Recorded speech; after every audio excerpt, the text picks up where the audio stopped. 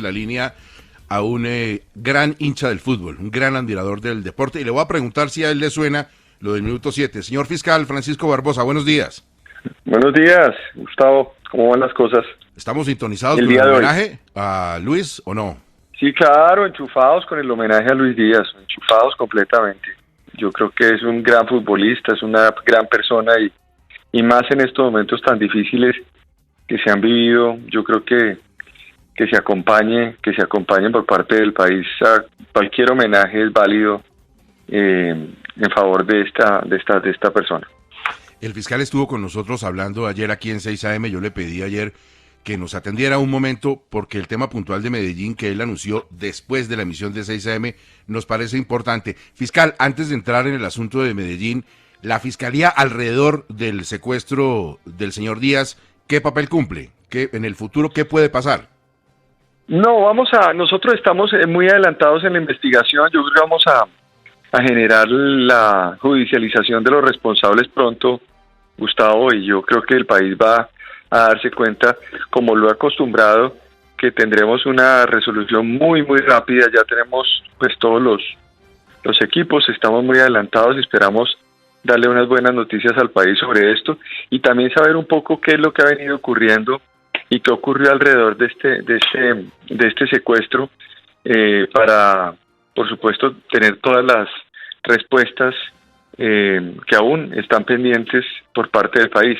Pero yo creo que vamos a tener respuesta pronto y seguramente aquí hablaremos de esos resultados, espero antes de terminar este mes. Fiscal, ¿usted pudo hablar ayer con don Luis Manuel? Sí, hablé con él y digamos agradeció todo lo que se hizo, de haber rodeado la institucionalidad este hecho, y estaba muy contento de estar en medio de su familia. Yo creo que eso es lo principal y como le digo, yo le señalé que íbamos a procesar a esos bandidos que lo secuestraron. Qué bueno, fiscal. Nos alegra muchísimo. Ayer la preocupación de, yo creo, todos los colegas, sí, claro, la chiva y unas declaraciones y en fin, y la primicia, pero lo que todos queríamos era que pasara lo que pasó, que volviera este señor a estar con su familia, y ahora seguimos con el asunto de los demás secuestrados. De eso vamos a hablar en un momento, pero quería entrar al tema de fondo del compromiso de nuestra entrevista, abusando de su amabilidad que estuvo ayer con nosotros, y es qué grado de corrupción encontró la Fiscalía en el Medellín de la anterior administración. A ver, Gustavo, sobre el tema de Medellín, nosotros el día de ayer le presentamos al país unos resultados que creo que son importantes porque son investigaciones que venían de tiempo atrás, de mucho tiempo atrás. Es decir, se habían presentado una cantidad de denuncias en la ciudad de Medellín sobre posibles actos de corrupción y la Fiscalía se había designado un grupo especial desde Bogotá y desde Medellín para empezar a trabajar estas denuncias que además fueron parte del trabajo que se vino haciendo en corrupción en diferentes lugares del país. Y ayer concretamos ya una primera fase, que es una fase muy importante donde se van a imputar a 7 exfuncionarios de la alcaldía de Medellín, 6 particulares por irregularidades en contratación, 6 contratos, particularmente 6 contratos que superan en valor los 67.000 millones de pesos. Estos contratos se ubican en 4 partes de la administración anterior de Medellín. Uno es zonas verdes.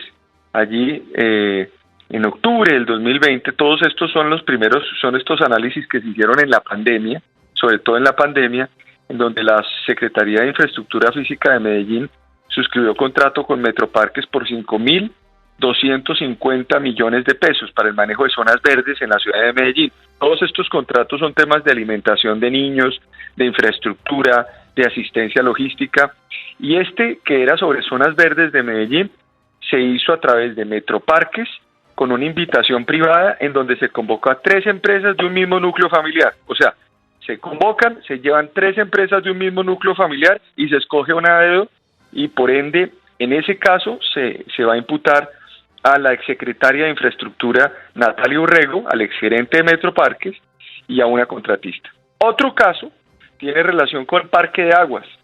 Este es importante porque es también contratos que se presentan entre el área metropolitana del Valle de la Aburrá y Metroparques, entre mayo del 2020 y noviembre del 2021 para mantener la entrada en operación del Parque Metropolitano Las Aguas, que es muy importante en esta zona del país.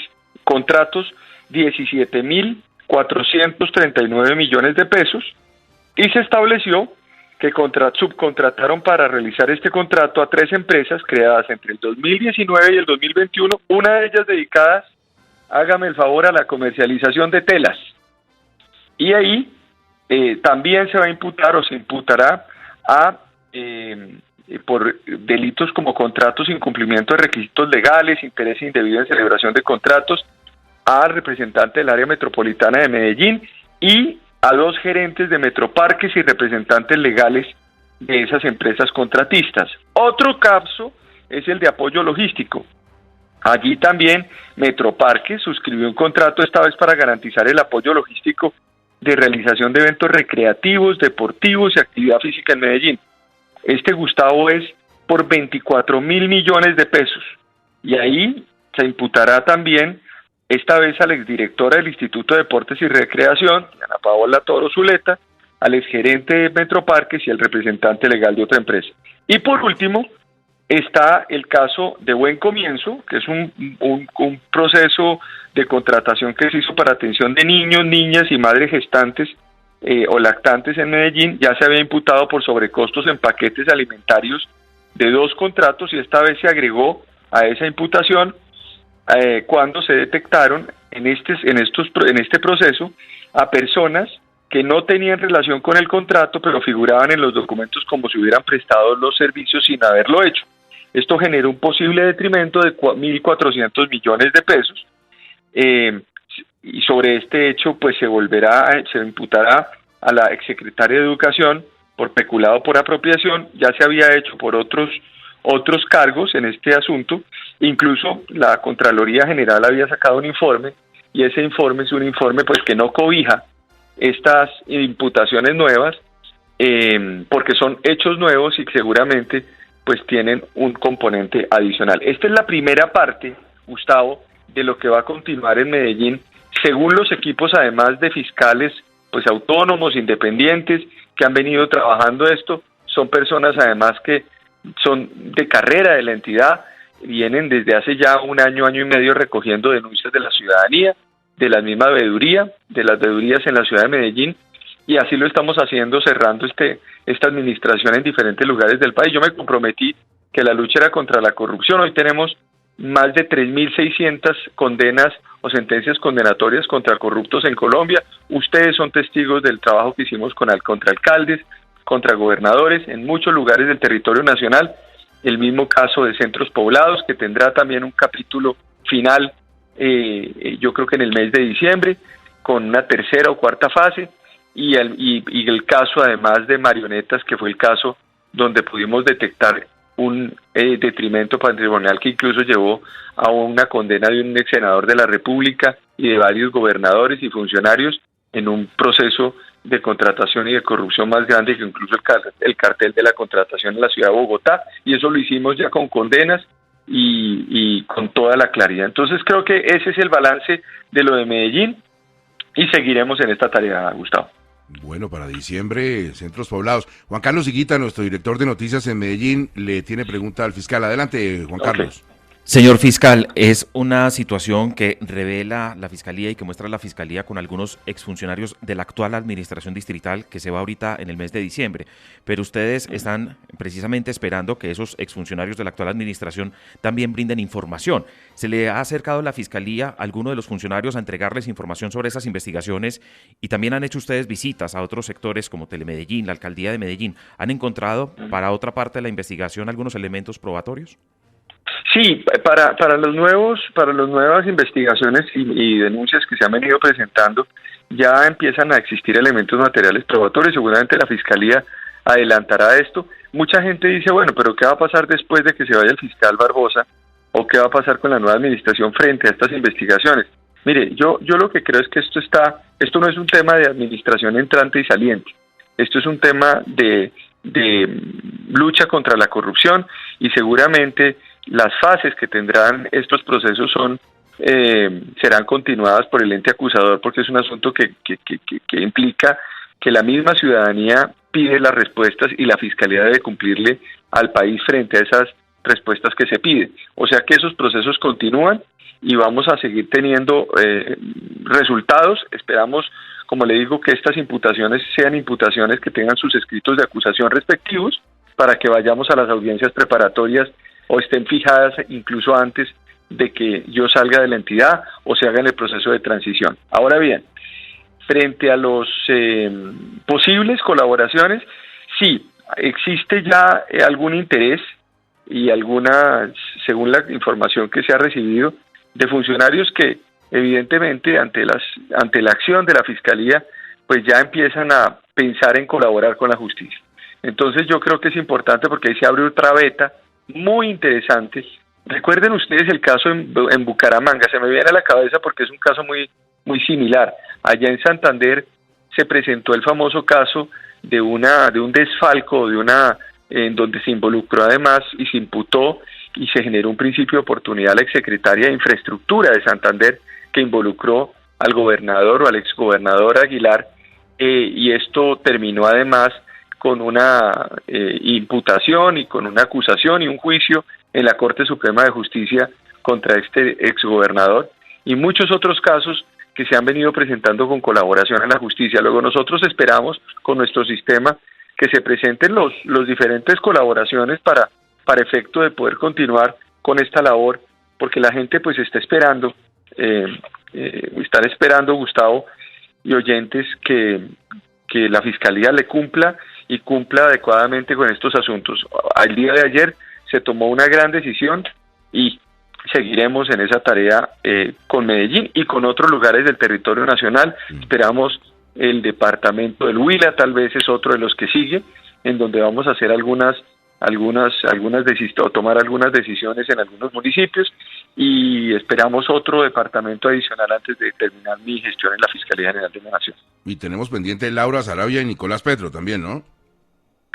Caso de Nicolás Petro tendrá audiencia preparatoria. Ustedes saben que allí nosotros ya somos parte, ya se radicó el escrito de acusación, y en el caso de la señora Sarabia estamos frente a varias ya decisiones que se tomaron allá en la Fiscalía. Uno de ellos tiene a varios funcionarios de policía privados de la libertad por las interceptaciones ilegales que se dieron en ese caso. Tenemos una imputación que se debe formular contra el coronel Feria por ese mismo caso, y está pendiente de resolver si amerita o no amerita alguna decisión de fondo el caso de Laura Sarabia en este asunto, y eso pues lo determinará el fiscal delegado ante la Corte, Gustavo. Fiscal, cuando yo oigo nombrar a tantos funcionarios de la pasada administración en Medellín, pues se me pasa por la cabeza como mucha gente, y la Fiscalía sabe si el alcalde Quintero, el exalcalde, sabía o no sabía, o habló con él, o tendrá que rendir algún tipo de diligencia. Pues eso se determinará por parte de los fiscales. Por lo pronto yo no puedo decir si el exalcalde tenía o no tenía información sobre este asunto, porque usted entenderá que aquí no hay persecución de nadie, de la Fiscalía contra ningún funcionario en particular. Aquí lo que hay es una persecución contra los delitos que se cometen en las diferentes administraciones. Lo que la Fiscalía encontró es claramente unas anomalías y unos elementos que permiten entender que se habrían cometido delitos en diferentes secretarías en Medellín, y como lo expliqué claramente en estos 4 ejes, pero lo importante acá es determinar que el asunto está empezando hasta ahora y que esperamos que esto pues se convierta no solamente en un trabajo en donde se logren las condenas de estos funcionarios, sino ojalá también que estos funcionarios entiendan que este sistema jurídico es un sistema jurídico también que permite que se pueda llegar con rapidez a unas sentencias anticipadas y se pueda resolver también esto con colaboración, que es uno de los temas que yo vine propugnando desde que llegué a la Fiscalía, buscando sentencias anticipadas y terminaciones anticipadas de proceso. Claro, solo un detalle para comprensión de la audiencia. Hablamos a veces de la anterior administración, pues porque el alcalde Quintero renunció, pero es la actual administración. Todos estos son funcionarios de la actual administración que no tiene a Quintero a la cabeza, pero sigue siendo de Quintero, o por lo menos de esa gestión en urnas que fue otorgada la responsabilidad de la confianza a él hasta el 31 de diciembre, fiscal. Sí, en este caso concreto es así. Bien. Fiscal, mira, antes de despedirlo, le comentaba al principio, a propósito de la liberación del señor Díaz, que quería plantearle algo, cerrando la entrevista, respecto a los secuestros y a este flagelo tan tremendo. Quisiera ponerle un audio de una declaración del ministro del Interior. A ver, Flaco, póngalo. Significa que ya no es excusa el secuestro, no podemos aceptarlo como excusa, pero también tenemos que llegar a la realidad de que si le vamos a pedir a una organización ilegal que vive de acciones ilegales que deje de hacer esas acciones ilegales, hay que buscar la solución de qué van a vivir. Muy seguramente la comunidad internacional nos podrá ayudar, pero hay que encontrar esa solución. ¿Qué le parece a usted, fiscal? Bueno, me parece lamentable que un ministro de Estado haga esa declaración. Yo creo que le debe dar, digamos, una disculpa al pueblo colombiano, porque no es posible que un gobierno esté pensando de manera desesperada en reemplazar rentas criminales del ELN, en vez de pedirle al ELN que reparen a las víctimas y que liberen a todos los demás secuestrados. Uno no puede validar el crimen del secuestro en Colombia. Y yo lo que digo es que uno en este caso concreto debería más bien, como lo he dicho muchas veces, pensar en los millones de colombianos que necesitan que el gobierno les dé la mano, que los ayude, que los saque adelante, que les dé la posibilidad de transformar sus vidas, pero siempre estamos pensando en el criminal. Yo realmente no puedo entender cómo uno puede establecer, Gustavo, política pública en Colombia a partir de la búsqueda de ayudar siempre a los criminales. Primero, que se les entregue $1 millón a los que delinquen, para que no sigan delinquiendo. Luego, que hay que acabar el crimen derogando todo el Código Penal, y con eso van a salir de la cárcel todos y ya no va a haber crimen en Colombia. Ahora, que hay que pagarle recompensas a aquellos que denuncian cuando es un deber ciudadano, para denuncias que tienen que ver con temas electorales, que terminó en nada la propuesta y que discutimos tanto. Y ahora, en lugar de ayudar a las víctimas y a los pobres, nos ponemos del lado de los criminales del ELN buscando financiarlos. Entonces yo simplemente debo decir que ya me parece inverosímil todo lo que está pasando. Es decir, cada día no se sabe cuál es la declaración que vamos a encontrar en el país. Cada día hay una declaración más, digamos, inverosímil que la anterior. Todos los días se va agravando la situación, y el mensaje que le estamos mandando al pueblo colombiano es el siguiente: después de haber presenciado un secuestro como el del padre de Lucho Díaz, después de ver lo que ocurrió durante los últimos días, después de ver, Gustavo, que el secuestro se convirtió de nuevo en un parámetro criminal en Colombia. Es que aquí yo quiero decir una cosa que es interesante. Hace 25 años nosotros teníamos una batalla contra el secuestro. Usted recuerda incluso la Fundación País Libre, que lideró el ex vicepresidente Francisco Santos, en donde salieron millones de personas a las calles a protestar contra el flagelo del secuestro. Eso lo superamos. Colombia fue superando paulatinamente esto. ¿Cómo lo superó? Lo superó con un trabajo institucional desde el gobierno del presidente Uribe, del presidente Santos, del presidente Duque. Yo no estoy hablando aquí de un gobierno, de otro gobierno, de todos, de los últimos 20 años. Un trabajo además del ejército, de la policía, del Gaula, etcétera.